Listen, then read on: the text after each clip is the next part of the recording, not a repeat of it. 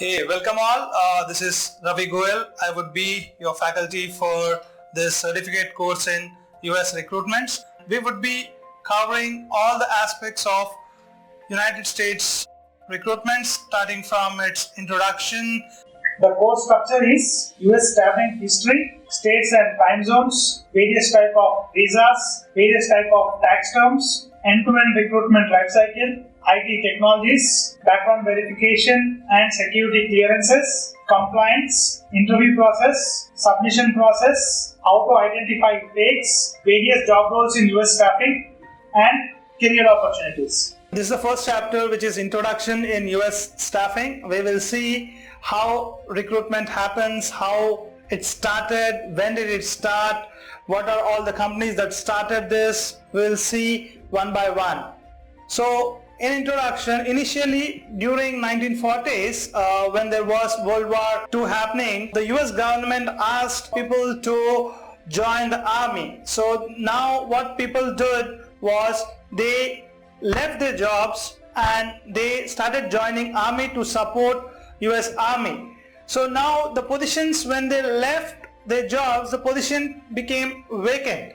So now HRs were spending more time on recruitment, so they were not able to find right set of people to do the jobs. So when people left their jobs and to join US Army, they used to post the jobs, they used to put in newspapers, ads, but they were not getting proper responses. So at that time, there were two staffing companies that came into existence where they were doing the initial permanent staffing to replace the people who left to do the jobs in US Army. So one was Kelly Services and other was White Glove, where they started by replacing people on full-time or permanent basis. So what they did was they tried to find candidates, field recruiters. They used to go meet the people. So that was consuming a lot of time initially.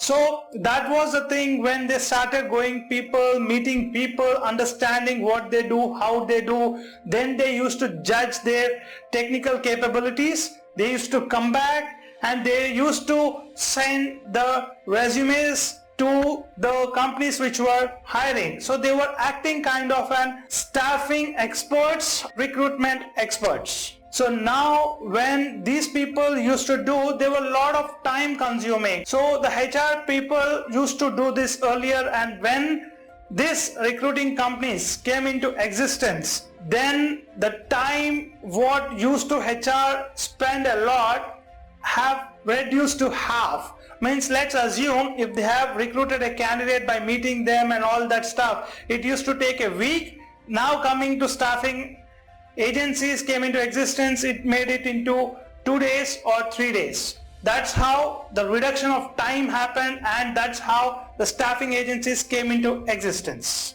This continues the introduction where the growth of US staffing companies increased from 1940s to 1960s and still existing. The actual market is not being realized by the analysts, which as of now the US staffing industry is valuated at $175 billion, where the analysts are really not able to understand how much of this valuation can go. Few of the companies like Bloomberg, they say by 2025 this industry will go up to $1 trillion.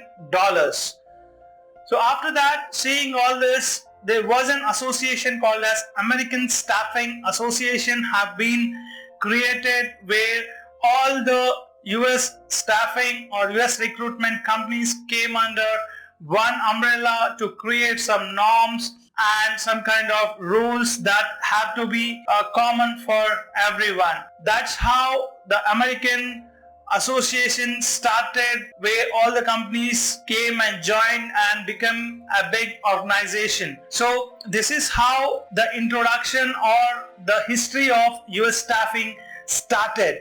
So now there are key players. This is the very permanent staffing which started, but there was a contract staffing which is very prevalent now, that started in late 1980s, where permanent staffing was dead during the World War II, that is 1940s, 1950s and 1960s. Now these people were also moving out of jobs and there were not very sustainability in the jobs. So what the company owners or the HRs thought were, why don't we try for some time as a contract, then we can move them into full-time or permanent roles.